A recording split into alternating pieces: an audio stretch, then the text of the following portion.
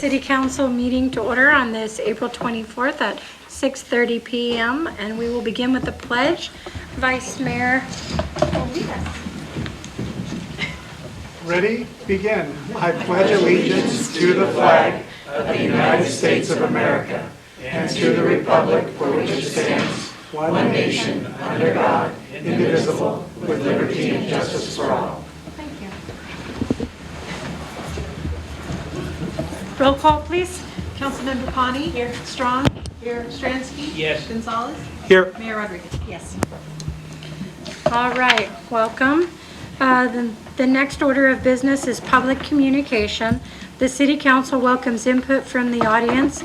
If there is a matter that more than one of you or a group of you would like to discuss, please choose a spokesperson. Otherwise, 3 minutes per person. Members of the public are asked to observe the rules of decorum while the City Council welcomes criticism of policies, procedures, programs, or services of the agency. We ask that you don't disrupt or impede or render infeasible the orderly conduct of the room. And with that, is there anybody who would like to address us on an item that is not on the posted agenda? Crickets? Okay. All right, everybody's here for agendized items, so I'll move on from public communication to public matters. And our first matter before us is the bi-monthly update from the Chamber of Commerce. Welcome. I'm John Kavaznica, and tonight I drew the short straw to give the report. So good evening, Madam Mayor, City Council, City Manager. We've been busy as a chamber with the positive change and optimism for a healthy and prosperous prosperity of the Chamber of Commerce of Willits. We are down to a couple of candidates for our position at the Chamber. We've had lots of applicants for the new position, and we're down to 2. So that process is going to be over, and hopefully somebody in the office by Monday. So that's really exciting. We're really happy about the 2 candidates that we're down to. I wish we could hire them both. They're both local people with a long history in Willits, and we're hoping to find one of them to be a good fit. We've been planning for the car show and working out the logistics of our new venue on the main street. We'd like to thank the city staff, planner, Taylor Perry, who's supposed to be here, for her support and guidance in helping us make this event possible. Without her, it would have been really difficult. She's great. As you can imagine, there's lots of layers to this event. We've recently kicked off our website. It's 90% updated at last. And our community calendar is online and being updated daily now with new events that are scattered throughout the year. And that's pretty exciting because it's been a long time coming, as anybody could tell you. We're hoping that it will be the new community hub for event calendar in Willits and the surrounding area. I encourage you all to visit it. Within the week, our new membership rates and tiers will be available to businesses, and it'll point out all the advantages of being a member of the Chamber of Commerce. And we expect our membership drive to launch in July for memberships. We are in the planning stages of 2 exciting new annual events that we believe will serve a couple of purposes. One of the events is a townwide yard sale. So we went to a townwide yard sale, and it was really fun, really exciting. The whole town come out for it, and it drew hundreds and hundreds of people to the community in Ferndale. And I mean, you couldn't find a place to park. It was so well attended from people from Eureka, Arcata, McKinleyville. I mean, people look forward to it every year as an annual event. And we think it'd be really successful and help people be rid of some of those items that may be cluttering their yard that are, maybe unsightly to us, but a treasure to them, and help them move it along to somebody else's yard. Secondly, we're in the planning stages of an event at the Evergreen Shopping Center in late July or early August. We haven't nailed a time down, with a carnival-like theme, and having it as a promotional to encourage shop small, shop local. We think it's going to be a really fun event for the community. We think it's going to bring a lot of people out, and just a big vendor fair, and just try to make it fun and exciting for the community. We are looking forward to participating this weekend at the city event, Clean Canvas. We're hoping the rain will not slow that down, and we're happy to partner with the city behind a booth out there. And then, I've been at the chamber now for about 3 weeks as just the office guy, hanging out down there, answering the phone, talking to people, and just filling in until we have somebody down there. And I think it's been really interesting to see the variety of people that come into the chamber and the questions they have and where they're from. And it's been really interesting and enlightening for me as a volunteer of the chamber to see all the activity that actually happens that comes through the doors of the chamber. People, I've had one couple come in and they told me every new town they come to, they always stop at a chamber of commerce just to see what's going on, and to ask where to eat and where to go, and where's the best bookstore. And I tell them the library. And then they pick up flyers, and and they're just nice people. And I had a couple come in from was it Ohio? They just come in and they sat in there and talked for an hour about nothing in particular. But I know when they left, they knew a lot about Willits, because we sat there and talked about the town and the history of the town and how we've evolved as a town. And it's just really nice to be a part of the chamber. I'm happy to be there. And the chamber, as you all know, has a really long past, a big history. A lot of executive coordinators have gone through that place.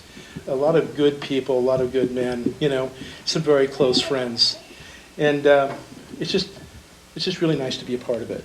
I just wanted to add that part, as a chamber volunteer. So with that, thank you very much. I hope I was clear and concise. Thank you. All right, any questions up here? Anything to follow? Do you have any date in mind for that community yard sale? Flea market, whatever you call it? That sounds really neat. Yeah, it does. And I wish I had a date, but it's the next thing we're going to do. After the one at the end of July. Yeah, it's something that we wanted to coordinate it with the Brook Trails event that they have. And then I found out I found out just yesterday that the women's group that organized it disbanded. So I didn't have a date to put down. The Brook Trails Flea Market used to be pretty popular back when. The what? Mm-hmm. The Brook Trails Flea Market, there was a time when that was, Yeah. that was the place to go. Yeah. That one, whenever they Yeah, had. I missed the cookie sale. You guys ever remember the cookie sale? Mm-hmm. That was on KUKI, I think it was, the cookie sale? Call in with an item. Yeah. All right, well, thank you, John. Yeah, well, thank you guys. All right, this is an agendized item. Does anybody from the public want to comment? And is there anybody else from the chamber that would like to add anything? I am when the car show thing comes. I'm going to talk about the car show, right? Yeah, that was, well, you gave, the chamber will provide a status of the Memorial Day car show.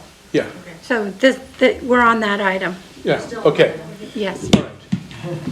Okay, I thought that was two separate things. So, I have a little map. I don't know if you guys can all see it, but it's a little map that I drew. And it kind of talks about, I ran out of color, but it talks about, and I'll leave it here for you guys to look at, but it talks about the different areas, distances, and what's going to be happening in what location on the map. Larry's seen it already, and I'll leave it here for you guys to look at. Would you be closing off Main Street for this? Yeah, and I'll talk about that right now. So I apologize that Walter told me too late that I could have put it up on the screen, and I didn't know it. I saw it at your chamber meeting as well. I saw it at your Okay, chamber all right. meeting as well. So, again, good evening, City Council.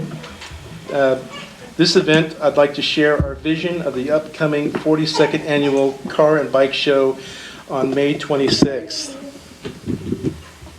I'm sorry. Missing that key ingredient in the email. I pushed send and I was like, ah! Mark the calendar. When? Thanks for pointing that out. I was so embarrassed. But you know, I'm a construction, I do pretty good at that. Preparation for the event will start 2 days prior by setting up various parts of the event. 72 hours prior to the event, informational electronic signboards will be placed on North and South State Street and place do not parking signs in the appropriate locations.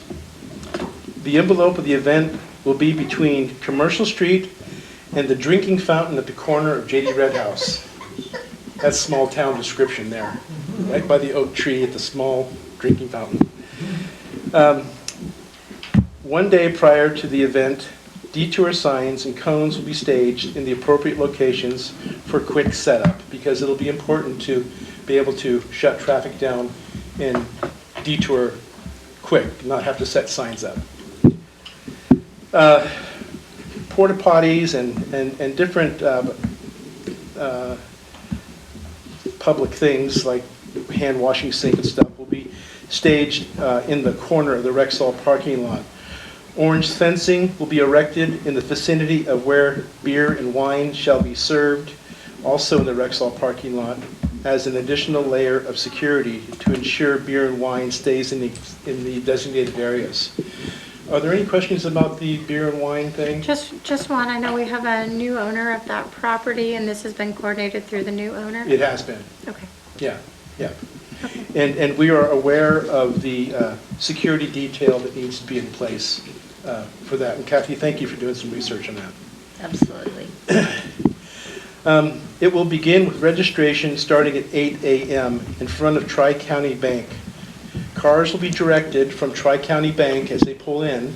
There's only a northbound entrance to this car show. The southbound entrance at Commercial Street will be blocked off. And so they'll be forced to come in, by design, northbound. So that's where they'll be registered. Cars will come in, get registered right there. And there'll be an attendant several attendants that will park cars starting at Commercial Street, heading south. You follow me, what I mean? Mm-hmm. In a chevron fashion, you know what I mean? So the back left tire will be touching the curb. And then, we have room for approximately 110 cars and bikes. And it's on a first-come, first-served basis for unregistered vehicles. So if you're registered, you'll be guaranteed a spot. If you're not registered, you're going to, maybe if there's too many cars, you might not be in the envelope of the show. I mean, there's no way to know how much participation we're going to get. So I have a couple of reserved spots, like Al's Redwood Room parking lot, we got permission. The Savings Bank parking lot, we have permission. And we've supplied additional liability insurance for all those different locations that we're possibly going to use. So after we get everybody parked, 10 o'clock, that's it. We stop registration. And our local Boy Scouts will be at the flagpole at Rexall. And there'll be a gentleman that we all probably know, and he's going to play the bagpipes first. And then as soon as that's over, our MC Mike Tobin will get everybody's attention, ask everyone to remove their covers, and do the national anthem. So John Jessup, you all know John's voice. He does a great job singing the national anthem. And then the Boy Scouts will raise the flag, and the show will officially be started. All the volunteers will have a red shirt with event staff on the back for identification. So if you need a question, if somebody has a question, or something comes up, look for a red shirt, and it'll be addressed. Something special about this event is that we will have no outside vendors. There'll be no pop-up tents, no food wagons, no jewelry stations, none of the stuff that we have in other events. This event is intentionally geared to support the brick and mortar businesses of Willits. Now, if you're not in the envelope of this show, we have gone out to many businesses and invited them to be a part of the show by setting up a booth of their business, and they can represent themselves as a business then. So that's the only way we can really try to bring the whole town, is to invite them, like we did with you. You're not in the envelope. And that was the primary reason also for the beer booth, is to really show off our brewery, because it's been more trouble than it's worth, and it's expensive. But we really wanted to, show our brewery off, and have, because he's not in the envelope of the show, and he's going to be the only beer there, is his beer. So we're excited to have him, and we're excited to be able to do that. Otherwise, I wouldn't have done it. And so the businesses that are outside the envelope will set up their booths in the parking lot, Buster's parking lot. And there's no fee, of course, for brick and mortar businesses. Pop-up businesses, pop-up vendors will have an opportunity to participate, but it's going to be at Bud Snyder Park here. And there'll be a fee to set up their booth there as part of our fundraiser. This is all great information. I don't want to rush you, but at the same time, I want to be respectful of the other people who are waiting for other agenda I'm items. just about done. I'm wrapping up. I'm not trying to rush you. I'm just saying that, we want to. If I'm being too detailed. But I appreciate the details, but. But I it just wanna make is sure, an event on your street, so I wanted to be as clear as I could be.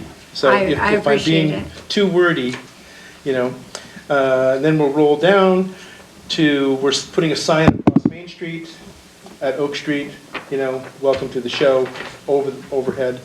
And at 3 o'clock, I skipped through a lot of stuff. 3 o'clock, it's over. That was a fast 3 o'clock. Well, I skipped a lot of detail, but I wanted to be as transparent as possible, so I apologize if it got a little wordy. No, I appreciate that. I do appreciate the detail too, and I know that a lot of work has gone into organizing for the event, and the event isn't even here yet. And I just want to thank all the volunteers at the chamber, yourself included, who've worked very hard to get this event going. And I know that there's some changes this year, and moving from Red Grove to downtown. And I wish you all the luck and hope that goes well. There's a lot of positive feedback about it. Good. I think a lot of people are real excited about the change. So, I I have one question for you. You mentioned early on that you'll be putting up no parking signs. I believe you said 72 hours before the event? That's what the requirement is. Okay, so I would just request on behalf of all of the downtown businesses that you make sure that those signs clearly show the date of no parking in large bold letters that people can see from a vehicle. And make one date We've had instances in the past when event coordinators have put up signs saying no parking, and Yeah. people who are just trying to pull up, look at that and they drive away. Thank They you. don't see the date that's small. And so for those of us on Main Street so dependent on people being able to park, 3 days without parking is so scary. Yes, I agree. Thank you. Thank you. Okay, thank I you. forget the date one time, and I know. I'm going to give you grief forever. Thank you, Yeah. John. Appreciate is there it. any other questions? Anybody else? No? I was that clear, huh? That was pretty good. Okay. Is there anybody from the public that has questions on this item? Just No. if that schedule is available for the little things that were left out, are you going to post that? The That is schedule? really good information. So- The report in general, Um, the stuff you left out that we, Oh, I didn't leave out anything significant. Yeah, just small details. our website. Thank you. It's on the website. To our, what, you said the chamber website. All right. Is that question? Yes. The exchange of information is good, but if we're clarifying something, we have to remember that we have to step up to the podium because we also have people that watch it on TV and we want to make sure that they can hear the audience's comments and questions too. And thank you for hearing me. Thank you. If the council doesn't mind, I'd like to move on to item D and then come back to B and C. Haschak, do you have any objections as well? No, I think that would be great. That would be great. Okay, so we're going to move on to item 3D, which is the Willits Police Department item, and I'm going to let our interim chief, Dewey, present that item. Hi, Mayor, members of the City Council. It's really my pleasure to be up here tonight and to just take a minute to recognize the excellent performance of our officers and our dispatch staff. And I actually have two commendations. I'm sorry to slip one in at the last minute, but it was really noteworthy and I wanted to do that. And the first commendation you have in your packet is for Officers Pearson, Angell, Gale, and Dispatcher Stainbrook, who's here tonight. And Could we get each of them to come up front as you speak about? sure. The incident? Yeah. Mike, you want to come on up? And John, and I apologize, Officer Pearson and Officer Angell are at a school today, so they couldn't be here tonight. On March 28th, 2024, Officer Angell and Officer Pearson were initially dispatched to the Bechtel Grove Middle School for a report of a missing child. And Officer Gale was involved and Dispatcher Stainbrook was involved with this investigation. They quickly were able to organize an investigative team, and that team included the District Attorney's Office and Child Protective Services, the Lakeport Police Department, Lakeport Sheriff's Office, their District Attorney's Office as well, along with the Highway Patrol and the CHP Emergency Notification and Tactical Alert Center in Sacramento. The reason that's so important is that's the Amber Alert that we would receive on our phones, and it's so critical to investigations. Officer Gale was able to use the CHP's automatic license plate readers. There's cameras strategically located in different parts of the highway system, and from that camera system, he was able to locate a suspect vehicle that had traveled through Lake County. And based on that investigative information, Dispatcher Stainbrook was able to put out a Facebook post. And we received over 100 shares from that Facebook post. And eventually, using that information, we were able to find the child in Lake County, coordinate his return with the Lake County Sheriff's Office, and return him to his family. And it was just a tremendous event.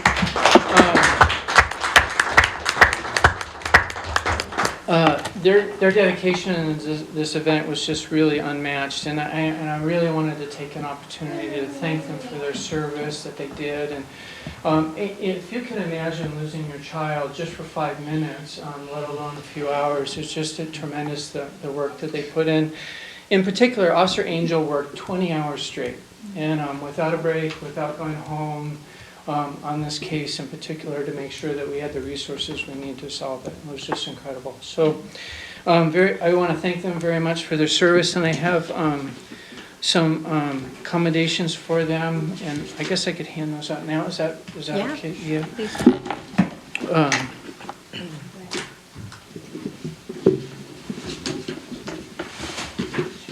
Sorry, I wasn't all organized. Thank you, Chief. Thank you, Chief. All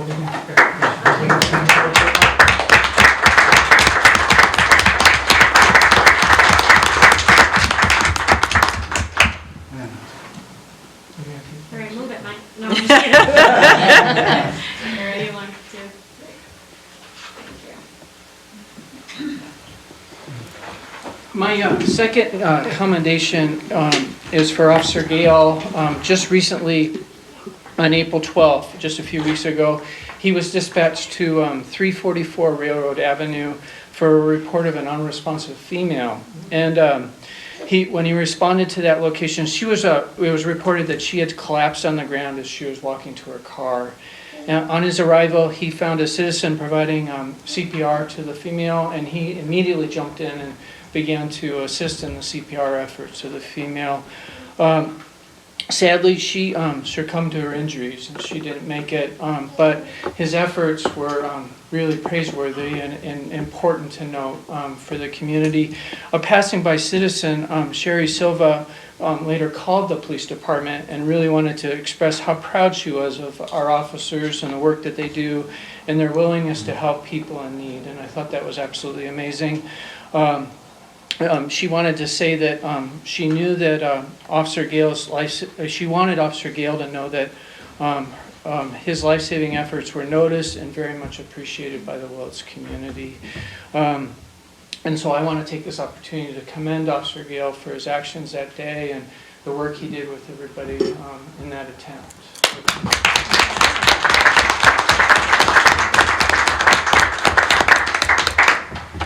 One more. All right.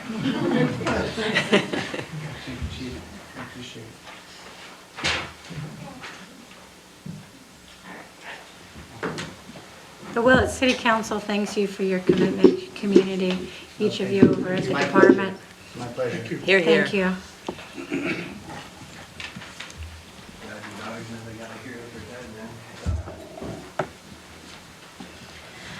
All right, I'll move back to item 3B, and it's an update from the Little Lake Fire District. There's a written report in the packet. And then our next order of business is an update from 3rd District County Supervisor John Haschak. Sure.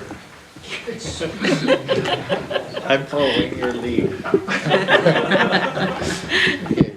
Good evening, Madam Mayor, Council, City Manager, County or City Council. A few things this evening. I just wanted to give you an update. Can you hear me? Yeah, that doesn't amplify, it doesn't amplify, it just Okay. goes to the TV. You know, the California Transportation Commission had their twice a year out of Sacramento meetings. And this last week on the 17th and 18th, they had it in Fort Bragg. And I really want to commend Councilwoman Kane for going there, because it really did take all day, you know, pretty much to go to Fort Bragg and then sit through the long meeting and really represent the city of Willits. And so I really appreciate that, because it's volunteer work, really. Thank you. And you know, it was a great meeting because they were there for long afternoon, Wednesday, and then Thursday we did a tour of some of the critical transportation sites on the coast. So it was up in the Westport, the slide area around Blues Beach, and then we went through Casper, looked at some of the slide areas along the headlands there, and then went down to the Albion River Bridge, which is in need of replacement. So, but they also saw some of the issues like the mitigation area here for the bypass. They saw projects in Covelo And so it was a good overview of all the projects of transportation that are going on in Mendocino County. And I just thought it was good. You know, it's like once in a generation they come to Mendocino County to do their business. So anyway, we are well represented. The Great Redwood Trail had their opening for their master plan. That was on the 10th of April. It was down in Ukiah. And so that is available at I think it's the Great Redwood Trail Plan.org. So if you wanted to see it, it's like 600, 700 pages long. Good bedtime reading. So,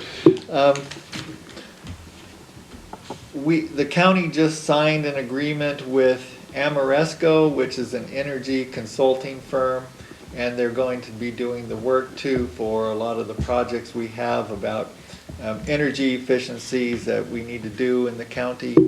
And the first one that we're going to work on is the Willits Library. And so really we need an analysis of the roof to see if the existing roofing structure can handle solar panels, and then we're going to move on from there and put up the solar panels too along with the new roof. So hopefully we'll get that done this summer. The museum is, moving along with their transition plan, and that will be presented to the Board of Supervisors, or at least what we have at this moment plan. So that will be presented on May 7th. Okay. And then we're continuing on with the budget and our budget woes.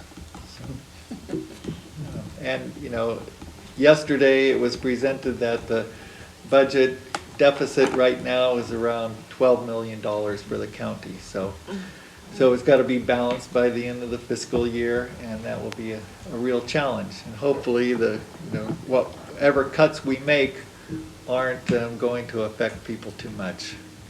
Keep them away from the people as much as possible. Right, and that's about it for me.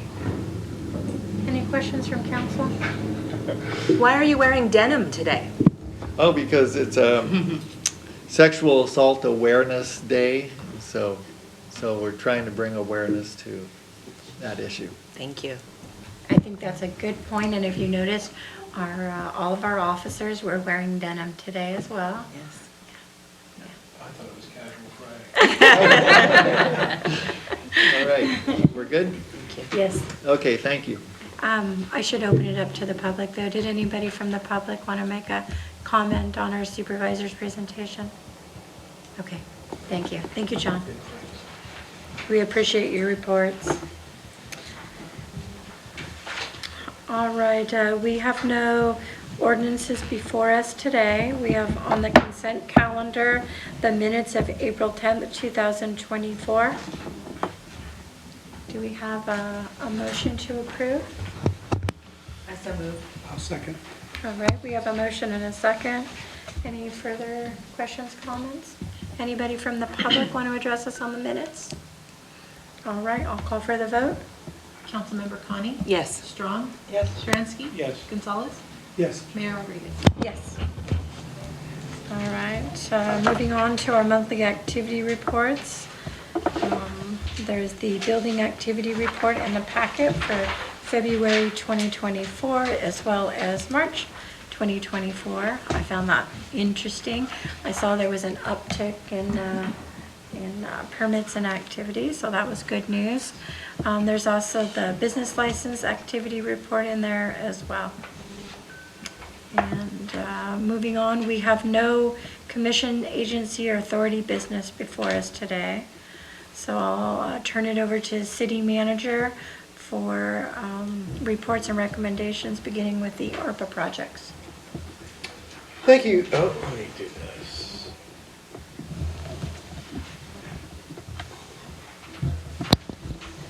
Thank you, Madam Mayor and council members. So this is a continuation of the previous meeting's discussion regarding the ARPA projects. If you recall, there was a larger list that was presented to the council, And during your discussions and your deliberations, you got down to specific projects, and that is what is before you right now. So once again, I want to remind the council that there is some fluidity to this process.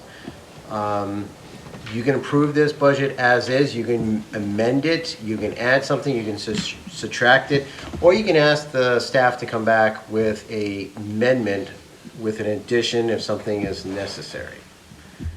This is a starting point. This would essentially green light project implementation. I don't have the, what would be favored first. As you can see, this is a pretty exhaustive list. It would be very difficult at this time for staff and the organization to absorb and move forward on this broad front. So we would go back at staff level and identify some of the projects that we can move with current staffing levels and tie to, some projects also have connections to proposed projects that the council will see with subsequent budget discussions. I like how you dwindled it down and refined some of the numbers. Yes, and that was working with Walter and his staff at Services and Facilities. He took a closer look at some of the items. When the initial budget figures were presented, they were very conservative. They weren't really fine. We basically didn't want to mislead the council and sell you on a project.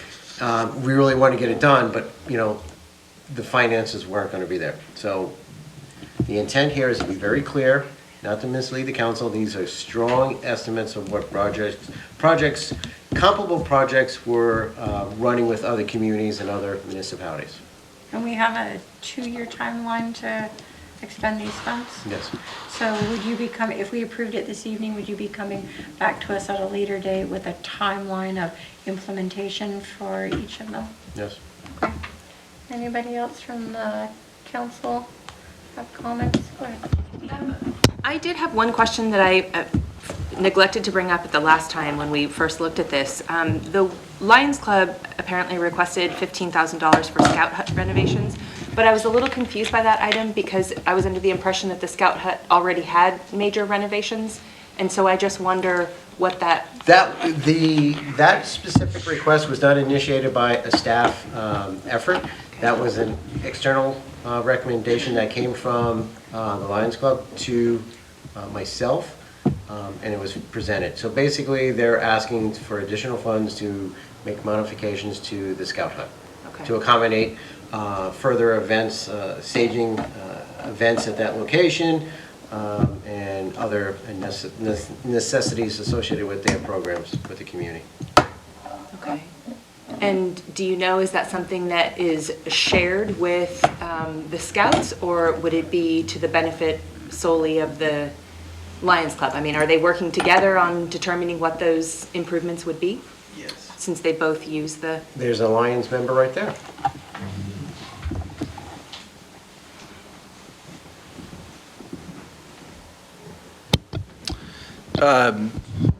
Dusty Dooley, Community Development Director, also a proud member of the Willits Lions Club. So the request was made some time ago, and we're very grateful to see it on the list here currently. We did identify a number of improvements to the building, but recognizing that it's been a little while since we put together the list, we're going, I don't know if it's happened yet, but it's going to be happening shortly. So we're going to re-communicate with the Scouts who we share the building with, and see if we want to update our prioritization of improvements to the shared space. So it could be that we have some slight modifications, recognizing that list was put together a little while ago. But to agree with Brian there, essentially it's to make improvements for the benefit of the space. And it's a little building, and there's two of us sharing it there. So it could be that I'm assuming possibly we may look to establish another shipping container out there so that we have more storage for both groups. But again, it's concurrent on the Scouts agreeing that's a good use of the funds should we receive them. Wonderful. Thank you. Appreciate that reassurance. would be fair to say that maybe we would like a little more detail, whether it be in the manager's correspondence, your regular correspondence to us, or, I mean, it seems like there was support for earmarking it, but we didn't really get much detail on what exactly is going to be done, so some follow-up there would be good. Well, yeah, I mean, that is a Yeah. fair request. We can, if the council wants it included, and at this point, I would recommend including it if you are gonna make a motion to adopt the budget as proposed. But we could put like an asterisk next to it. We can find additional information, bring it back to the council. And like I said, this budget is not gonna be set in stone. There's gonna be some tweaking and some changing to it as we move forward. And at that time, with the recommendation that the Lions Club has made originally, and if they have modified it, we can bring it back in detail for your consideration. If you want to like greenlight it, then we can do that. If you want to remove it for any number of reasons, modify the request, the requested allocation, you can do that too.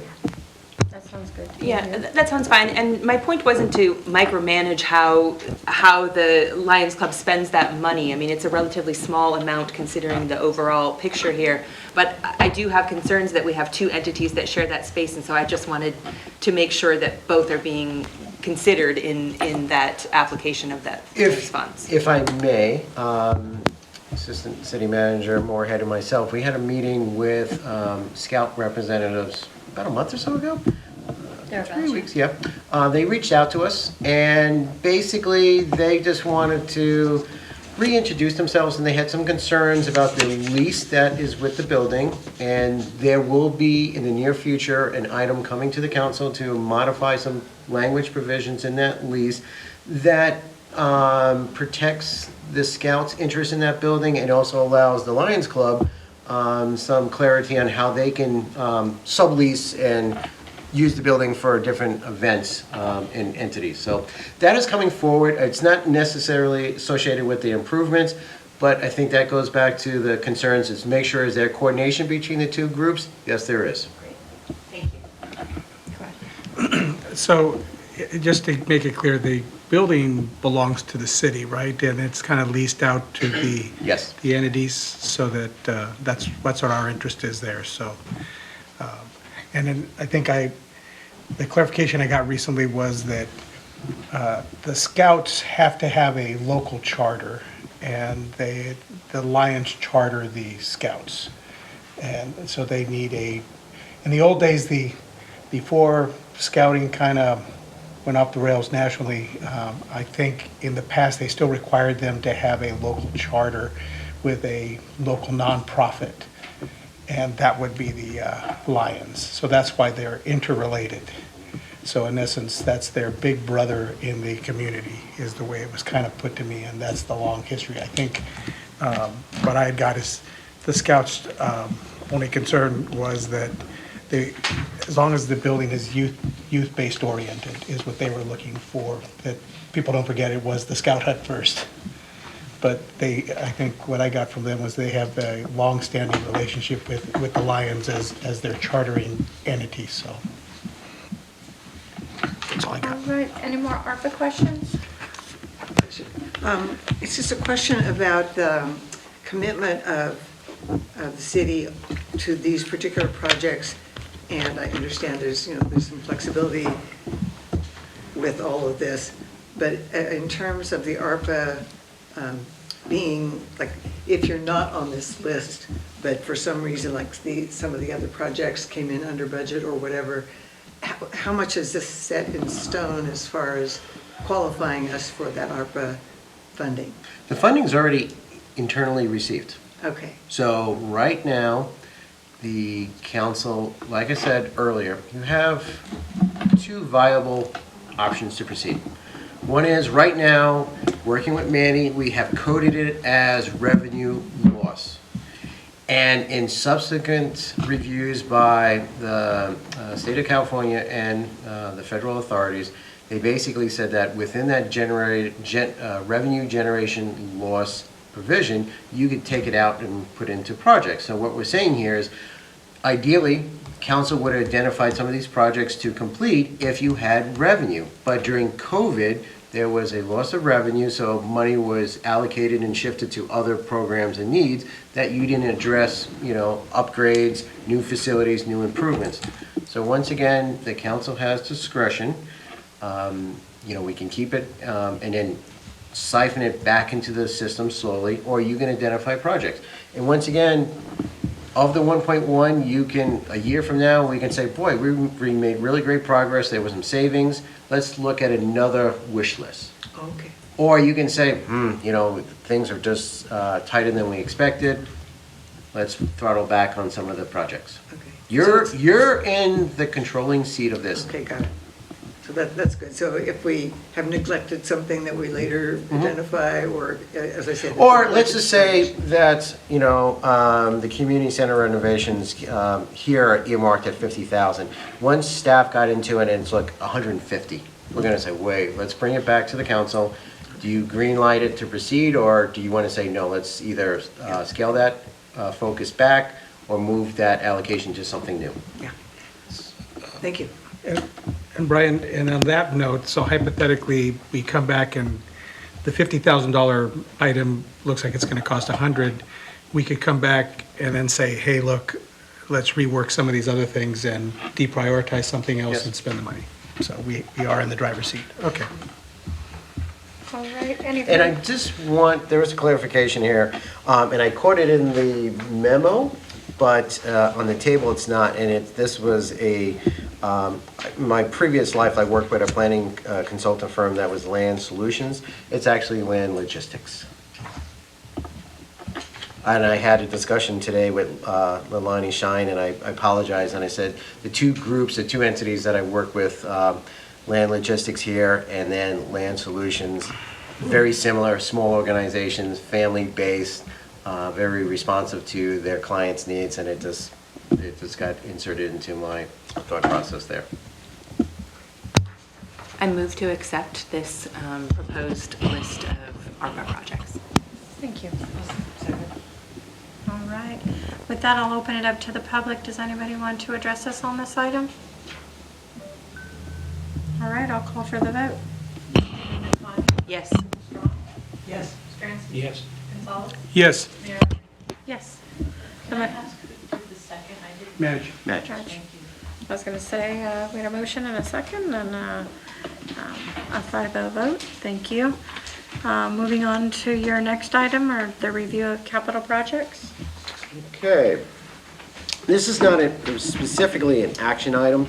This is more for the benefit of the council to gauge our performance as an organization in realizing the council-adopted goals in relationship to capital projects. If you recall, back in March, there was an attempt to do our annual performance review of tasks that were associated with trying to go through the various adopted goals and see how closely we matched with your expectations. And this is an effort to look at the capital improvements plan. And this is timely because in the next 2 odd months, we're going to be going through budget review, budget prep, and then ultimately budget adoption. I do know that Services and Facilities is looking closely at the current capital improvements plan. We're not going to be recommending large changes because we're going to only cycle through to a 1-year budget. Ideally, that we're going to go back in the rotation of a biannual. But this is a good attempt to look at, like I said, the ground that we have covered regarding projects. I know that each time I speak to a council member, there's always concern, are we putting enough resources into our public facilities, our infrastructure, our services? And here's a clear breakdown of those allocation of resources towards the goals that the council has adopted for the organization.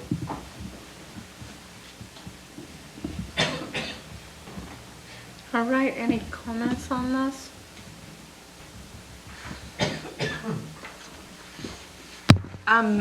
There are a few items on the plan that I believe have already, that funding sources have already been identified for. For instance, the Babcock Park Fountain Rehab, I believe, is tagged in the Clean California grant for Correct. repair, okay? Correct. The new floor for community center in that list of ARPA that we just approved. Right. So what would be, I think, super helpful would be to have some sort of indication on these that have not yet started, that funding is identified,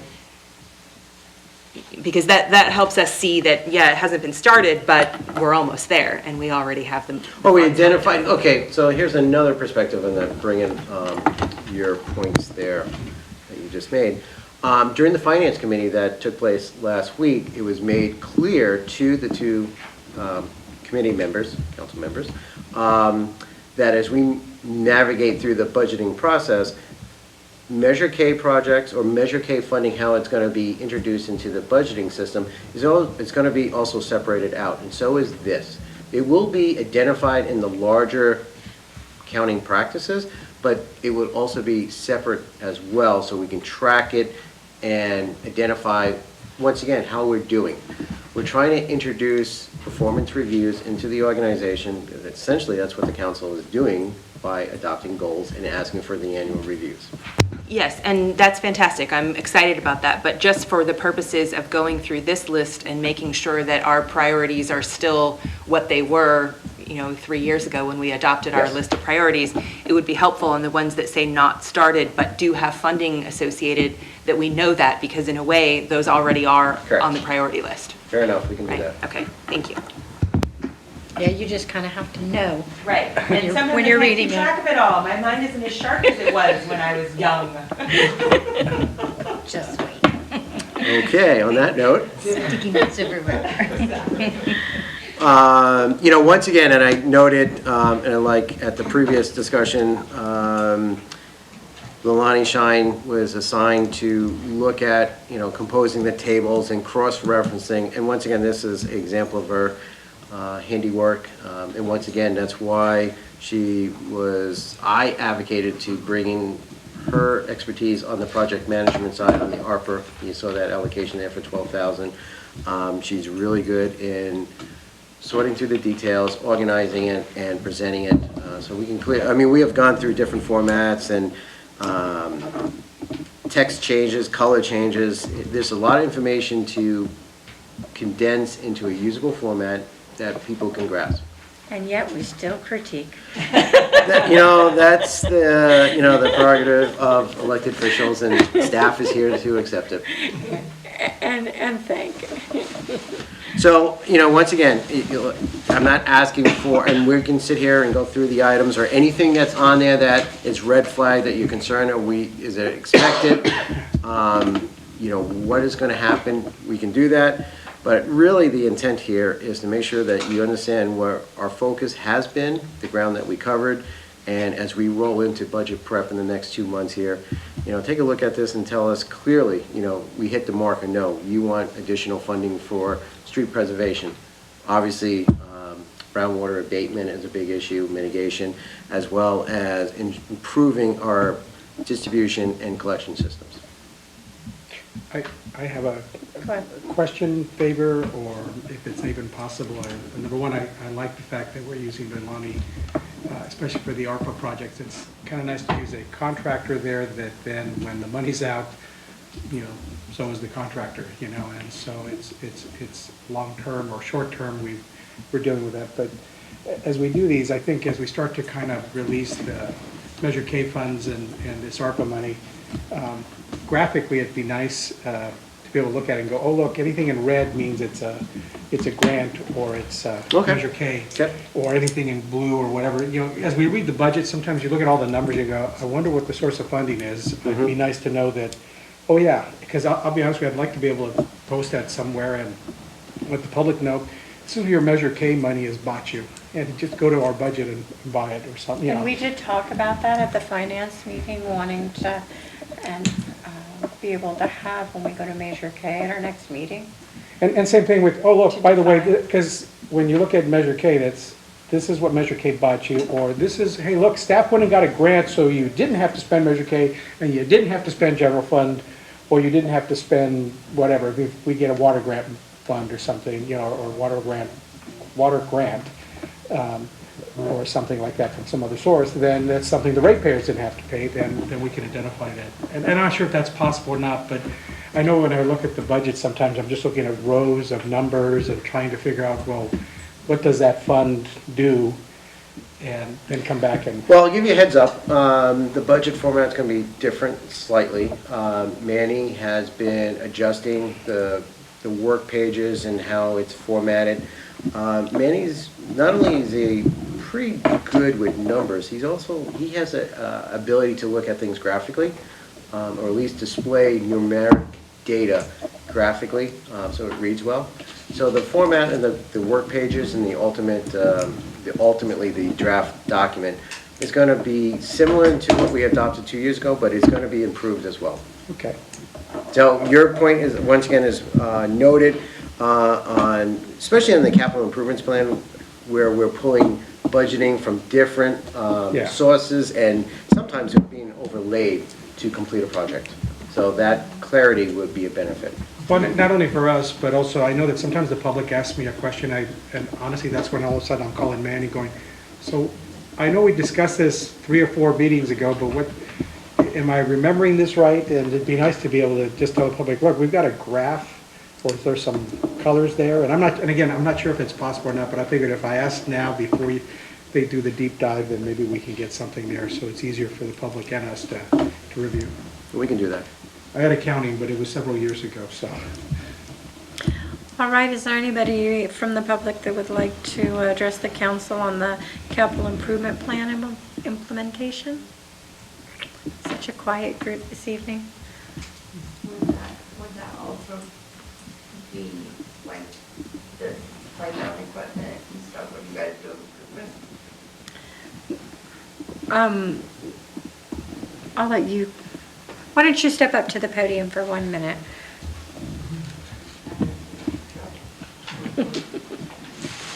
I want to make sure that our conversation, everybody can hear it. And thank you.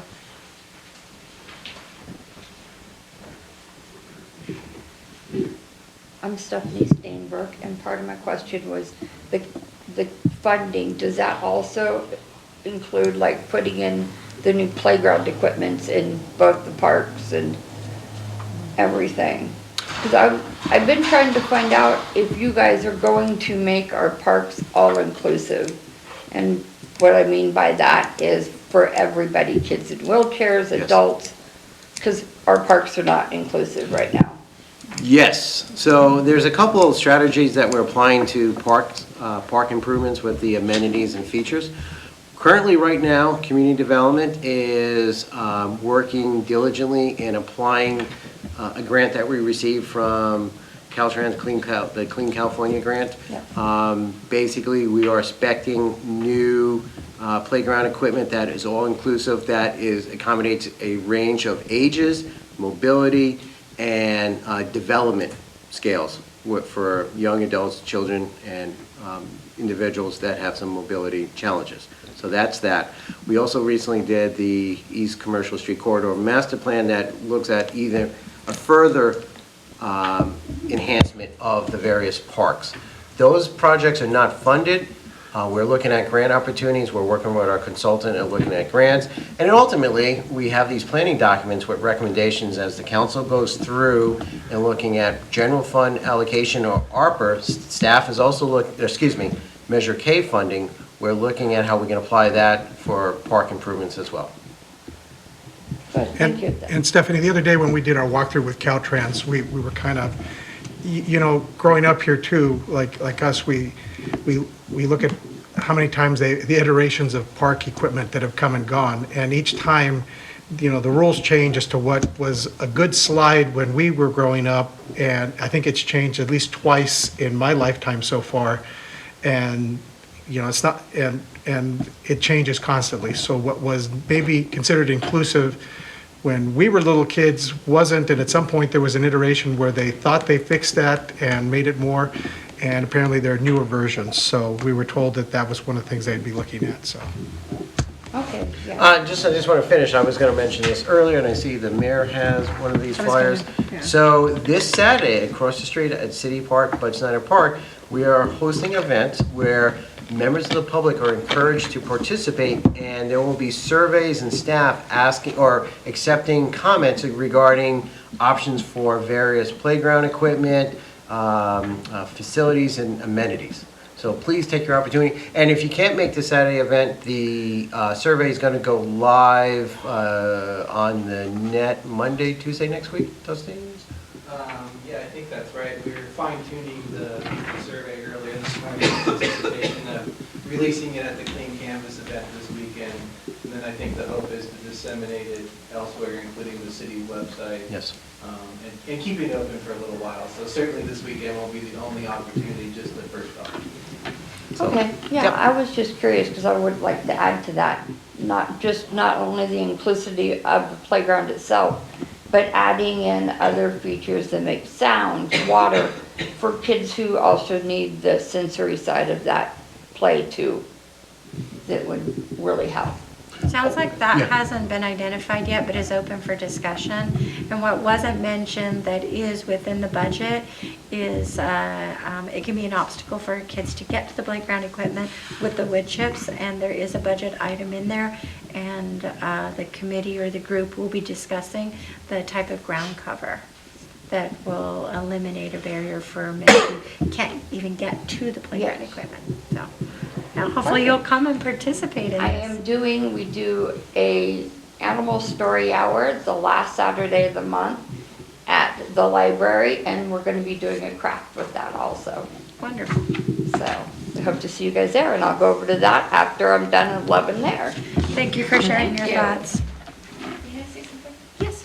And I just wanted to point out that this is actually a really, I think I said this at the last council meeting, this is an exciting time for Willits, because there are so many times that we have projects that have been identified that we don't have funding for and that don't fit into regular budget cycles. And right now, we are managing to fit things into our regular budget, but we're also looking now at these one-time ARPA funds, $1.1 million that we have to spend on things like improving our community center, improving our parks. We have the Clean California grant, $2.7 million to enhance Commercial Street, our parks, our restrooms, Main Street banners. And then we also have Measure K funds, which we have not tapped into yet, that have been being collected by our taxpayers for the last 2 years, and that will apply to public safety and deferred maintenance on our facilities. So there will be a lot happening in the next several years that have been on the back burner for years because Willits didn't have the funding. So we're actually in a pretty exciting time, I think, and we'll be seeing actual implementation and real results, which I think a lot of us will be happy with once we get them. So we're so excited to have this talented staff and actual, money at our hands, and with Manny, our finance director, who's getting our audits completed. We have everything, our ducks in a row and things lined up, and I think it's going to be a pretty good run here. All right. Thank you for that, because it is exciting times. Sometimes people get down that, why can't we fix the potholes and the brown water? Why can't we do it all though? Why can't we have a plan to work on all of it? It's a good thing. All right. Do you have any other items? One other item is, beside what Supervisor Haschak noted, the significance of today. Today was also Administrative Professionals Assistance Day, or Assistant Day. We have 6 throughout our organization that basically, that talented staff that you just noted can't do what we do without them supporting us behind the scenes, worrying that we're getting everything done correctly. They do the yeoman work. And unfortunately, they're not here publicly. They're the behind-the-scenes support staff. So we made the effort today to recognize them, and I just want to call them out for the success that they have provided and the commitment and dedication to this organization. All right. Thank you. We appreciate that. Thank you. I know a lot of hard work goes into making it all happen. All right, we have no department recommendation action items. And once again, just the way the schedule items were moving along and deadlines, within probably the next 2 to 3 council meetings, you're probably going to have at least 3 or 4 action items on your agenda. So enjoy these lighter agendas. All right. Department monthly reports are presented at the second meeting of the month. There were comprehensive reports included in the agenda packet. We've all had an opportunity to read them over. I see, Kathy, do you have any highlights you want to point out? No, not in this report, but I would like to point out that last week we held our quarterly tenants meeting. We had a good turnout for that. But I'd like to thank our Armstrong consultants. They came from as far as Colorado, Sacramento, and Nevada to be here. And we got lots of good feedback with them. They thought our airport looked absolutely beautiful. For a tiny airport, they were like, you guys got it going on. So that was really exciting to get that kind of feedback from these gentlemen that have been doing it for years. Our head consultant, which is he's my shoulder. I call him for everything. He's been doing this for 27 years, and he was like in wow. So that was really nice to get from them. The Department of Transportation was supposed to be here this week to do our annual inspection. They're about a year and a half behind because they've had a lot of changeovers.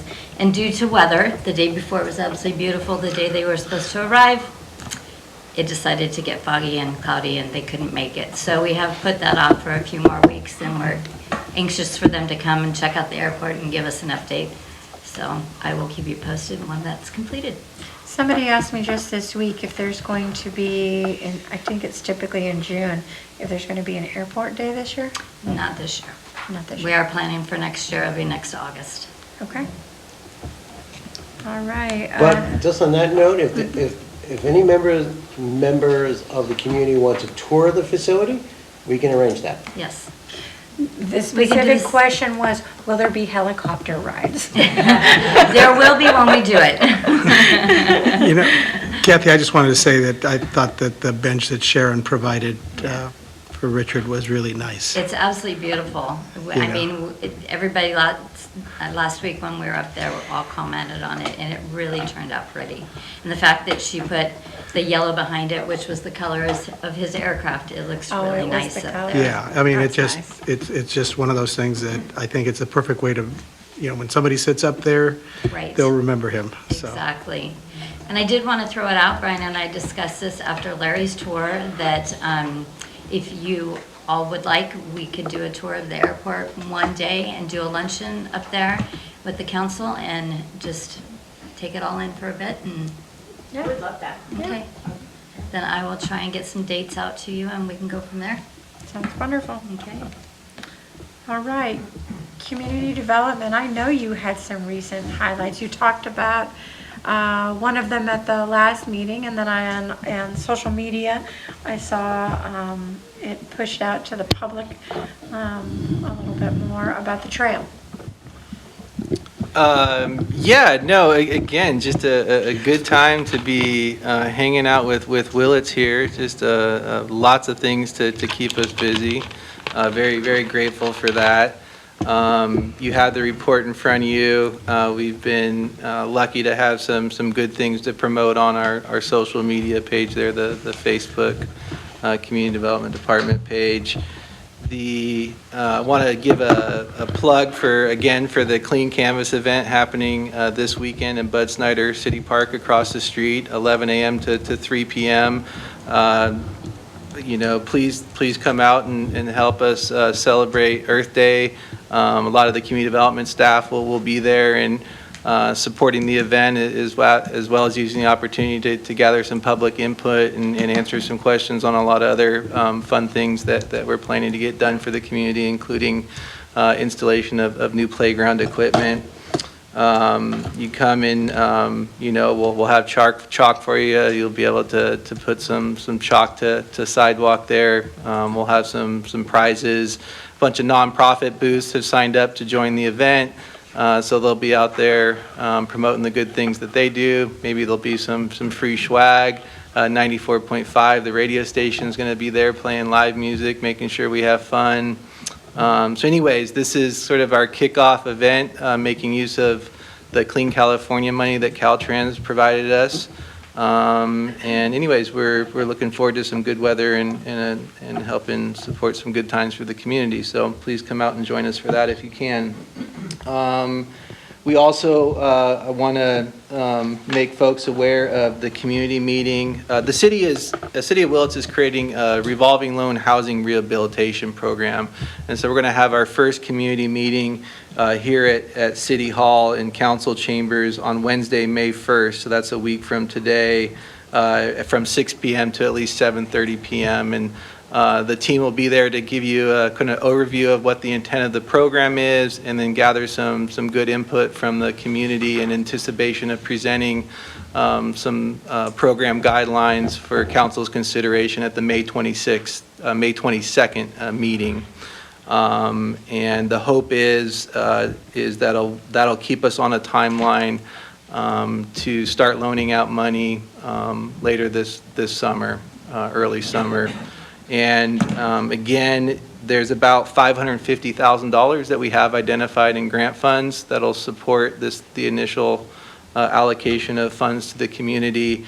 And the grand intent is to fund rehabilitation home projects for those activities that will prevent deterioration and then extend the lifespan of the home. So this is really aimed at those longstanding community members. They're in a home, the roof is starting to fall into disrepair, there's something else happening to where, boy, if we don't get some funding in their hands to help facilitate that improvement, it may be a situation where they're not, it's not safe or appropriate for them to maintain living in that unit still. So we're really targeting those folks with this program. There was a question on social media about the median income qualification. Yeah, I looked that up again today. I saw that comment, and we'll have it up on the screen and share that information on May 1st, and maybe it's appropriate to put a follow-up post on Facebook. But just for council's knowledge, the folks that are here, anyone watching, to be the eligibility criteria is you can't make more as a household more than 120% of the median income for the Willits area. And so, for instance, for a household of one, that would be an income of about $75,000. For 4 people, it'd be about $107,000. So there's going to be quite a few people that are eligible for the program based on that criteria. But again, although we have, over $500,000 to allocate over the next year, there'll probably be 2 rounds to get at that funding. So maybe, $300,000 each time, something like that.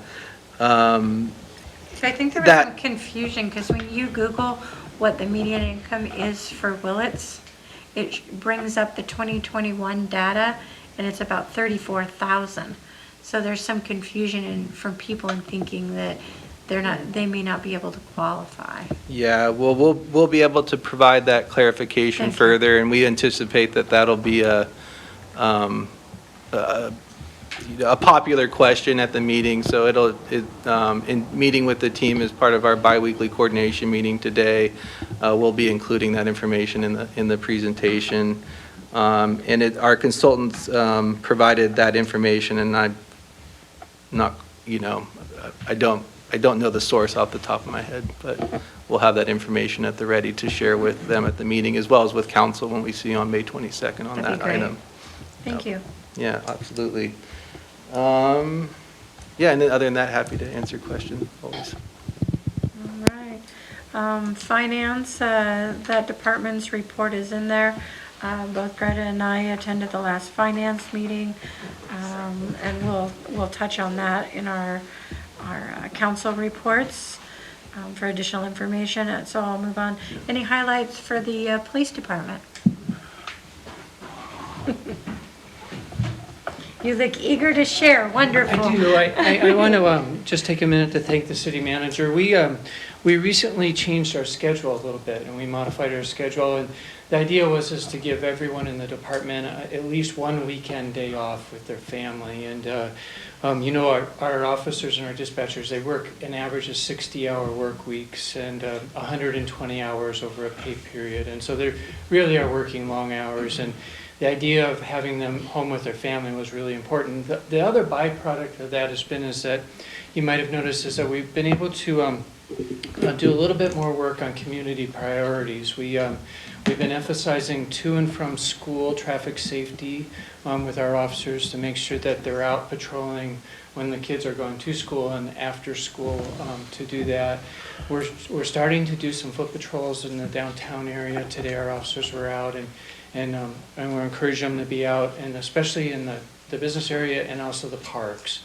To do that, and that's been going over well. And it's just because we have a little extra staff during the middle of the week that used to be dispersed on the weekends, and now so we're able to do some of those priorities, and really that it's turned out to be really beneficial to get the officers doing those kind of activities. Helps them, redirects them a little bit to our priorities as a community, and the long hours are really tremendously burdensome on them, and to do something fun is helpful. And so that's going over really well. And the second thing is I'd like to invite the council. We're having a promotional ceremony this Friday at 6 p.m. Rigo Avalos will be promoted to a full-time sergeant position, and Mike Stainbrook will be promoted to a dispatch supervisor position. And the idea behind both of those promotions is really for the new chief, is to give him some structure to begin to continue to expand the department as we move forward and disperse some of the tasks that have been left aside.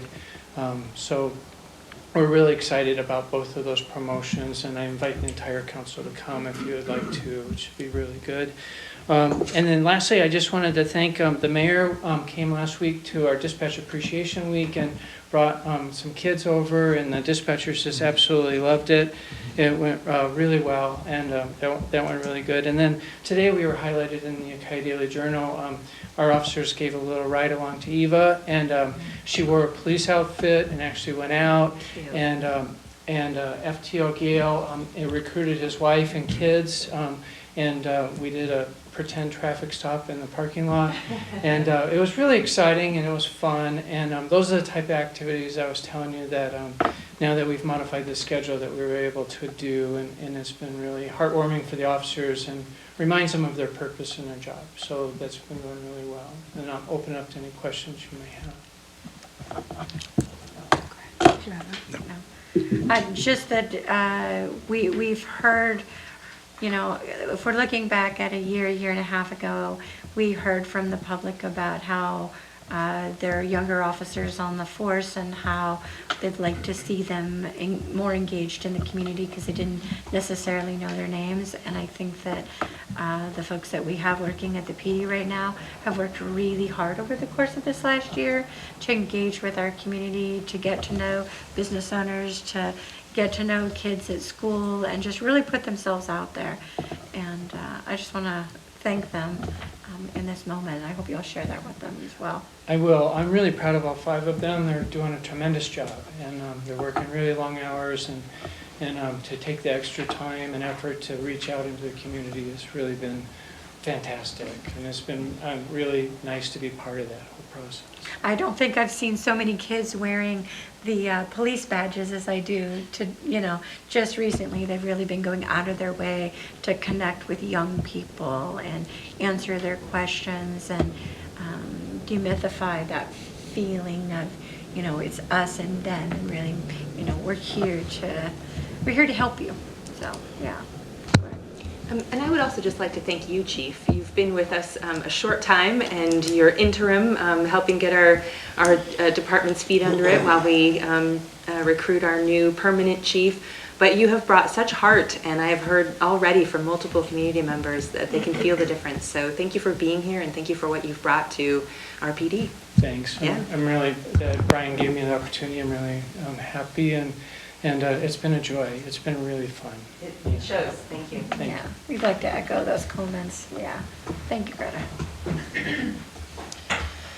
All right, services and facilities, their report is also in the agenda packet and along with utilities. And with that, we will move on to city council announcements, communications, and reports, and I'll start with Mayor, I think Walter may have had something to add. Walter. Walter always has something to add. You know what? I passed right by you. Walter And you just were came here, silent. Left out when no one was here. and Walter was here first, ready and waiting. I know. I just wanted to Okay, give you an we'll bring update. it back to you. Thank you. I just wanted to We give you an talked update. earlier, so. Well, this is on the 23-24 pavement preservation project. It started about 3 weeks ago on South and Lower Boscoville, and it'll be moving to Bechtel Road. That's moving ahead really well. There's going to be street improvements, sidewalk improvements, ADA improvements. The community is very pleased with it. There are some people who live on the road who are actually contracting out with a local contractor in addition to what we're doing to put and pay for sidewalks in front of their houses where they don't have it. So a lot of improvements, you're going to see a lot of things. There's some speed controls there too. Like I said, ADA accessibility, so that one's moving ahead very well. And actually, in the by the next meeting, we're going to bring you the 24-25 pavement preservation project. That'll be coming to bids shortly also. One thing that started this week is with Precision Concrete. They were here last year providing, they would do grinding services on some of the worst areas of sidewalks that were hazardous. They were recommended through our insurance carrier to limit liability to the city to take care of some of the worst sidewalk problems. What they're doing right now is they're starting a 3-week program. They're doing an extensive mapping of every sidewalk in the city. And that's something we had brought to you before to approve. And this mapping is going to help us go forward. What they're going to identify are sidewalks that need to be fully replaced or repaired and cost estimates for those. They are doing a similar program. They're ahead of us right now. The Fort Bragg, and they're using the same company. So the next couple of weeks, you'll see their people measuring up every inch of sidewalk in the city. And they'll provide us with a sidewalk assessment report when they're done, and a mapping program that we'll be able to use going forward to improve sidewalks and identify problem areas. So when you talk about improving sidewalks based on this mapping, will it also be accompanied with an update to our sidewalk ordinance? That's a separate, yeah. The Okay. sidewalk ordinance is being put together right now, and it's almost complete, and, we've been working with Lalani on that. But it'll be used in conjunction with it to identify problem areas and everything, yes. Okay. Yeah. Well, when is this going to start? What was that? The Facebook post that we're going to do tonight, when are we going to, They've already started. They They started? just started yesterday. Okay. Yeah, so they're out in the field. You'll see them in their best with precision concrete and measuring tools. They're going to be throughout the community next 2 weeks. Walter, in the stuff we had earlier on, I believe it was the North Street water project that's supposed to happen, what part of North Street is that? Is it? I'll have to look at the map. There's several areas. There's different locations along North Street where it's going to get pipes and sewer lines replaced, yes. Oh, okay. I know that somebody reached out online, or I saw it somewhere, because they were commenting on Larry's hat, and but they talked about craters on North Street, so I assumed it was. Those will get repaid and patched. But that one's going to be coming to bid soon, and we'll be posting information and the plans and maps where we'll show. But I was wondering if that had to do with water, and if that was the reason why that was. Some of those areas will be, will be improved and everything in that project, yes. Okay. All right. With the department reports, does anybody from the public have a question or comment? Okay, then I'm going to bring it to city council announcements, communications and reports, and I will start with Vice Mayor Gonzalez. Well, I don't have anything. I think League of Cities is next week, and in Rio Dell, and so I don't have anything else to report other than that. Okay, thank you. Councilmember Sharansky? We have a wastewater on Friday. Yeah. And, okay. 10 o'clock. And I was surprised that it was on Friday. I had to look. It got rescheduled. A couple times. You're the one that's doing it on Friday? Well, Wants it on Friday? Well, well, originally, I think it was supposed to be last week, but I wasn't available. Okay, that's what the problem was. Yeah. And then- Yeah, we were trying to, we didn't want to have it, the days that were open for both of the committee members, there was other conflicts, so, and we missed the March meeting, and we didn't want to back up another meeting, so that's why Friday was good with everyone.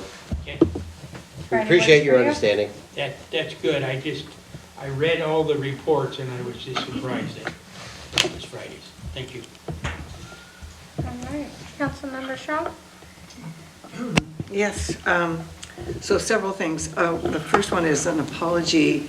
At the April 10th meeting, I was, my emails got out of hand and I missed the fact that the Economic Development and Financing Committee was meeting actually the next day. Fortunately, I found out about it in time to attend. So they met on April 11th, and a very important item on that agenda was support for a very large loan to assist in the acquisition of our theater here, the Noyo Theater. It's probably the largest loan that EDFC, I'm not sure if it's the largest they've ever made, but it's partnering with other finance sources so that they can assist in hopefully enabling a new owner to buy the theater and to try to really do a lot of outreach in the community and keep it viable economically.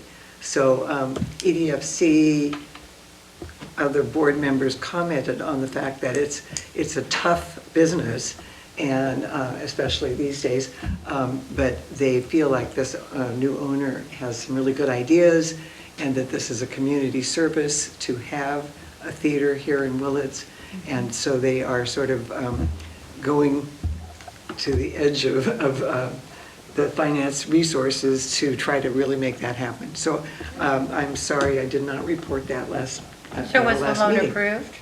Or was it discussion? Yeah, I think it was basically approved, but the details are not all worked out. It's not finalized, but the idea of doing this large loan was approved by the EDFC board.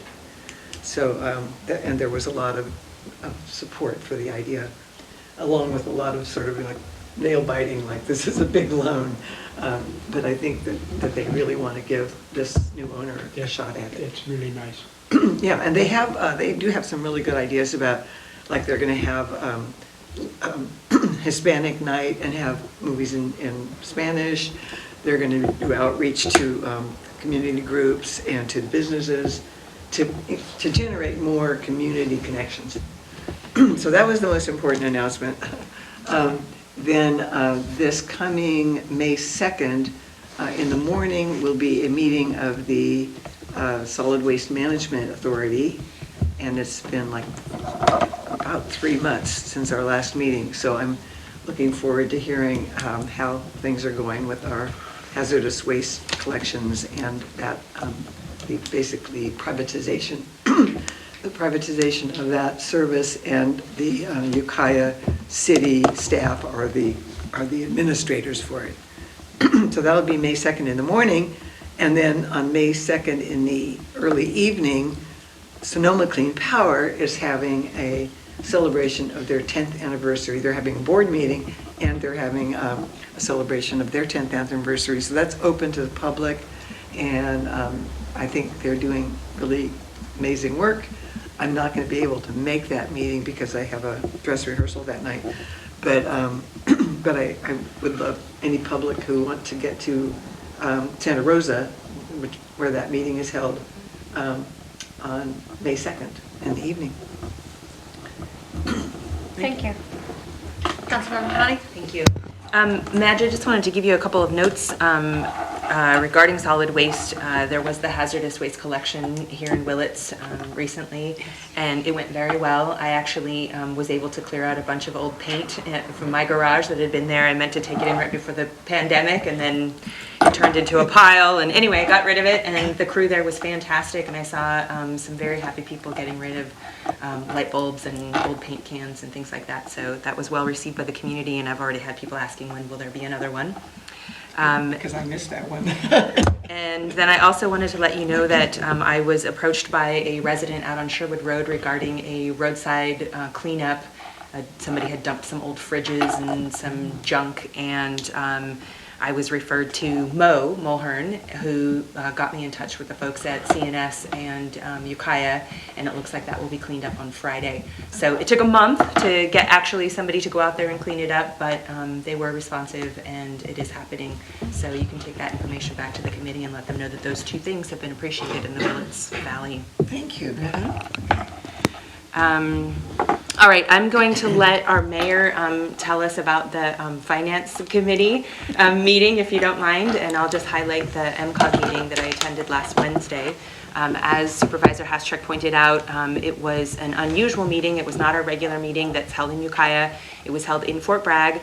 MCOG was the host for the California Transportation Commission. We had, I think, 3 commissioners there. They are appointed statewide, and they're the bigwigs who decide where the transportation dollars go throughout the state. So it was a real opportunity to have them here in Mendocino County, which happens very infrequently, and to showcase the variety of transportation projects that are happening throughout our county. I think our county came off really well. It was a well-done event. Nafili and her crew at MCOG did a fantastic job hosting. For me, one of the most exciting things was actually a presentation by our colleagues over at MCRCD, the Resource Conservation District. Chris Bartow from Willits and our former city manager, Stephanie Garabrandt-Sierra, were there to discuss the successes of the Willits bypass mitigation. I think very few people realize what a tremendous project that is. It's the largest mitigation ever undertaken in the state of California, and it's hit all of its benchmarks for success that were established by both the Army Corps of Engineers and the state of California. So often, large transportation projects are controversial because of the fear of environmental damage that they do, and certainly that was the case here in Little Lake Valley, where 53 acres, I think, were displaced and permanently damaged. But a tremendous number, I think it was over 300 acres, have been successfully mitigated here with native species, plant species coming back. Our native meadow foam that is endemic only to the Willits Little Lake Valley is thriving. And the wildlife that is showing up there is unprecedented, and that wasn't even factored into how to measure success. And they are seeing bear, cougars, tule elk, mink recently, beaver, otter, black-tailed deer, you name it, and untold species of birds. So it's really tremendous and very exciting, I think, for everyone in California who loves wildlife and loves nature, that that's happening right here in our backyard. And we put up with a lot with the bypass, and many of our businesses are still recovering from the effects of that. But environmentally, I think all of us can be just tremendously proud of what's happening, and that was exciting to share with the folks at the state. The other big news there is that the newest commissioner on the CTC hails from San Benito County, which is a rural county. I sat right next to him up on the dais, and he was very supportive of the concerns of rural counties who face large miles of roads to repair with limited budgets. We often get the short end of the stick when state funds are being levied, but here we have somebody who's advocating for small communities, who's got his spot on the CTC. And with our Senator McGuire as the Senate Pro Tem, President Pro Tem, and what is his name, Rivera? I always forget his name, the gentleman from the Central Coast who is the Assembly Speaker. We now have 3 major leaders in Sacramento from rural counties, and I think, as multiple people said that day, rural is having its moment. So this is a good opportunity for the decision makers in Sacramento to finally be hearing from small communities that we want to take care of our facilities and be good stewards of our roads and our lands, and we need help from the state, and hopefully they're getting that message loud and clear. So I was excited to participate in the day and felt like our county could hold its head up, and we had some good things to be proud of. That is good. Thank you. Thank you for representing the city of And Willits. Dusty was there and made our city look great too. Which was easy. Well done. All right, let's see. MTA meeting was canceled. We didn't have much business in terms of what was needed for the full board. Transportation meeting is tomorrow at 9 a.m. And because Greta and I are online a lot, we see a lot of feedback. In this last week, there was a lot of criticism of city leadership in Willits as it pertains to transportation. And there was a lot of misleading information and unfactual information that people often post on social media. And the common theme that I saw amongst it all was that none of these people are attending the meetings. So they're not getting the facts and they're not taking the time to research and come. So I want to make a special invitation to let the community know, please come to these committee meetings if you want to know more about what's happening. For example, if you're concerned about the potholes or what's happening, where your tax dollars are going when it comes to road improvements or transportation, you can come to the committee meetings. If you don't like formality, these are an opportunity to really have an open dialogue and understand government at a level where we can just have a conversation. So please do come. Meeting is tomorrow, Thursday at 9 a.m. And then let's see, I had 2 meetings with, I had a meeting with Supervisor Haschak, and he covered some of the things that we talked about. The city manager, Brian Bender, and I talked about some of the concerns about the finances and how those might impact our community members, and just trying to get some insight into what the county's thoughts were as it pertains to the Justice Center or the library, just lots of other. Museum. The museum. If you have any questions on that, but I think he covered most of it. I also met with Bruce McCracken from Redwood Waste Solutions. Correct. Okay, yeah, and just wanted to share with you just some of the things that I wrote down. One of the questions I had from him is, will we expect an increase on our bill? Because I've already heard reports from community members that they believe that since the new trash is switched over to Redwood Waste Solutions, that their rates went up. And in fact, your rates did go up, but they went up as a result of council's vote back in November when we had the previous solid waste. There was a request for us to increase rates based on, was that one gas tax? Yeah, fuel. Yeah, that was based on increase in fuel. Well, those increases didn't take effect until January 1, which coincidentally was also when we had a new new trash provider. So that's why it went up. I said, will we be expecting, what is your general policy in terms of looking for increases in the future? And he stated that very seldom do they ask for increases, and if they did, it wouldn't be until January 2025. And if they did ask for an increase, it would just be the CPI. So hopefully that will put some people's minds at ease. We talked about the size of the vehicles because they're shaped a little bit different, but they're still actually the same size trucks. We talked about the lids being left open, and he said that that's something, they've had some complaints in Ukiah as well, and that has to do with the arm, and that he will get on trying to get those arms adjusted so that when the can comes back down, it doesn't rattle and leave the lid open. He offered for members of the Willits community who might want bear cans, that even though you're in town, you can still get a bear can. There's lots of bear cans available to those in Brook Trails, and now people in town can get bear cans too. There's an additional fee for getting a bear can, but you can get one if you're in town. Brian asked if we had any crow cans. They do not. Crow cans. Let's keep the crows out. He said that they had some a new driver safety tool. They're putting in drive cameras that will allow for increase in driver safety as vehicles are moving about on city streets. And I asked about the transfer station, if there were any changes that were in the works over there. And he had mentioned that there is a plan to make the transfer station larger. They have a plan to take in food waste in the future, and that they would like to see the scale where you weigh your truckload. They'd like to move it across the other side of the creek. Is that correct, Dusty?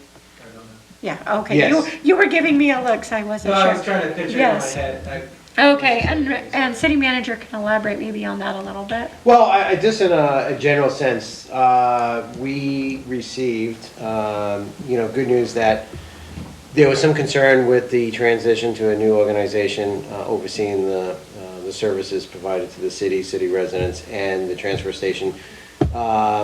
There's a strong commitment to reinvest into the transfer station, both with equipment, the facility layout, to improve serviceability to residents, especially on dropping off larger items. They identified some problems with that. They're really trying to make it more user-friendly. They identified a couple of pinch points and some problems when they get busy on a Saturday morning, so they identified that. They're pursuing grant opportunities to bring funding into throughout the county, but a big investment would be, once again, applied to the transfer station. And they kept most of their operational staff. Some of the administration staff were transferred, but they kept a solid workforce here, and they're also looking for drivers. And Bruce McCracken, the owner, did apologize. He said that he wasn't receiving my correspondences, gave me a direct email so that council can get in touch with him, and said that although he's not a Mendocino County resident, he has been a lifelong resident of Lake County. He's very community-minded, and he wants to serve our area and meet the expectations of those needing their services. Can I ask a quick question? Sure. So we had before Jerry left, he hosted the Free Dump Day, which was funded through Clean California. And I know that they're not likely to fund more of those, but there was some discussion about doing another Free Dump Day for our residents. Was that brought up at all? It was. Okay.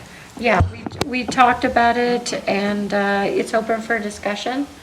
And he had mentioned that Fort Bragg and Ukiah both in their franchise agreement have included a shred event. And Willits does not have that in their franchise agreement, but that is something that we could have discussion about the next time we're looking at the franchise agreement, which is it later this year or next year? Several years out. Several years out, okay. So we still have a ways to go.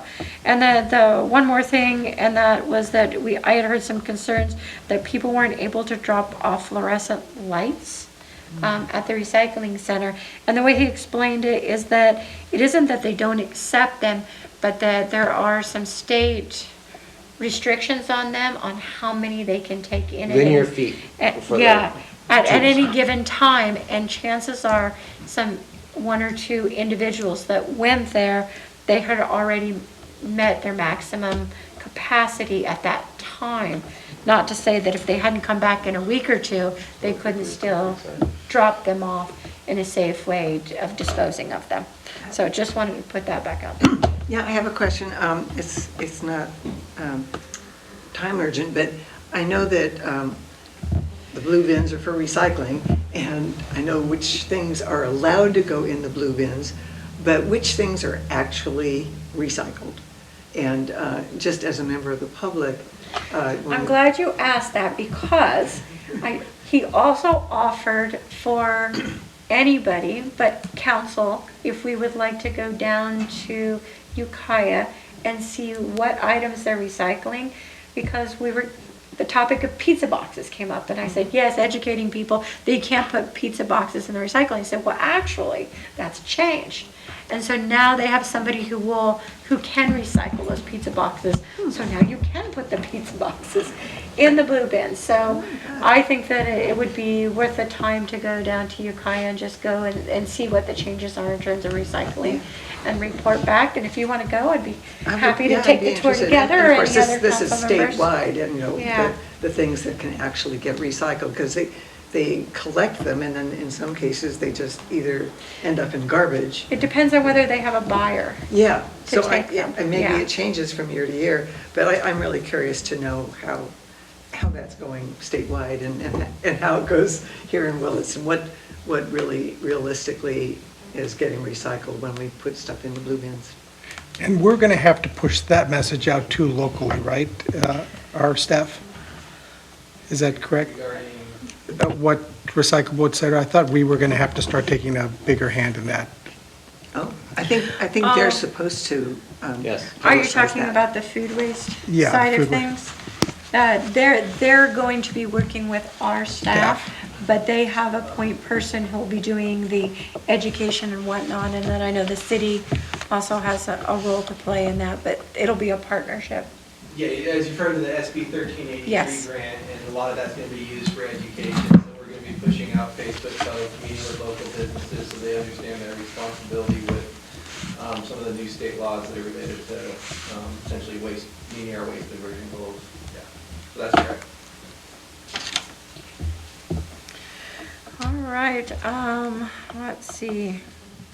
I think I'm gonna let you talk on finance. Go ahead. I don't have my notes. I don't have my notes either. We could do it from memory. Okay, Greta and I, we actually had a very long meeting at the finance meeting. We had a lot of detailed questions of our finance manager. We talked about the upcoming budget. We asked about capital improvement accounts. We talked about Measure K and items that we might want to bring to Measure K that fell under the criteria and the format that we would like it to come before the committee. And just reminding our finance manager of some of the requests that the Measure K committee had, some reports that they had requested to have at the next meeting. What were some of the other highlights? We talked about the shortfall in sales tax and how that was Yes. going to impact city finances. And then I just heard from our city manager this afternoon that the shortfall is not quite as bad as anticipated. Originally, we were thinking it was about 15% less than expected, and now it's looking like it's about 8%. So department heads are, from what I understand, trimming a little bit. It's not, total panic mode, but it's definitely something to note, and everyone is making sure that they're spending wisely. And part of the reason that we're going to have a shortfall in the budget is because we have been implementing many of the things that, doing a lot of the deferred maintenance and such. And it was intended that Measure K would fill that gap, but the Measure K committee hasn't made a recommendation to actually have council move that yet because we wanted to see that the audits were complete. And then there was also a conversation at Finance Committee about our reserves and how healthy were our reserves and what amount of money should we have set aside in case there was a crisis. How long could the city sustain themselves if something catastrophic was to happen? Right, and if I recall correctly, the general fund reserves were decent. The wastewater fund reserves were decent. Our water fund was maybe less than where we'd like it to be. Yes, that's what I recall. As far as reserve goes. And that, All right, with that, we'll go to the good and welfare. And just a reminder, Sober Grad on Friday is doing their tri-tip dinner. We've got, from the police department, we've got a promotion ceremony at 6 o'clock. We've got Clean Canvas on Saturday, April 27, 2024, we're 11 to 3. I'll be there. I hope all of you will be there. I know we each got an invitation for a short little video that needs our presence, so. And then I'm excited. I was approached by somebody who is here in the Willits community that bought the Rexall building and told me what their plans are. Very excited. Sounds like, they've got a good business plan in place with the skills to pull it off. And I'm excited that it could be one more thing that helps draw people to the city of Willits. It can have a draw outside our local community. You know, we could have people from Laytonville and Fort Bragg, just as, you know, some of us go over to, for example, the CV Star. When you go over to the coast, I think that there might be people that are outside our area that will come into, if you've got children or grandchildren, it'll be the place to go, imagine. So I'm excited about that. Any other good and welfare? Go for it. I just want to thank all the gardeners in our city. This has been kind of a dreary week, but spring is definitely here, and anyone who's ever planted a lilac or a wisteria, thank you. They look beautiful this year, and just appreciate the green thumbs. Oh, thank you. Tulips and bulbs have done exceptionally well this year. Indeed. Yeah. Just on that note. I had grubby, dirty hands all day Saturday and Sunday. That's It felt good to be out in the sunshine, working with your hands, planting in the garden, so. Mayor, I have, Yes. Karen, our HR director, wanted me to extend an invitation to the council. On Friday, Bud Fritz, city water operator, his retirement lunch is at 11:30. At the community center. When? Okay, I don't think I got that Where is it? invitation. On Friday, Oh, okay. Where is it?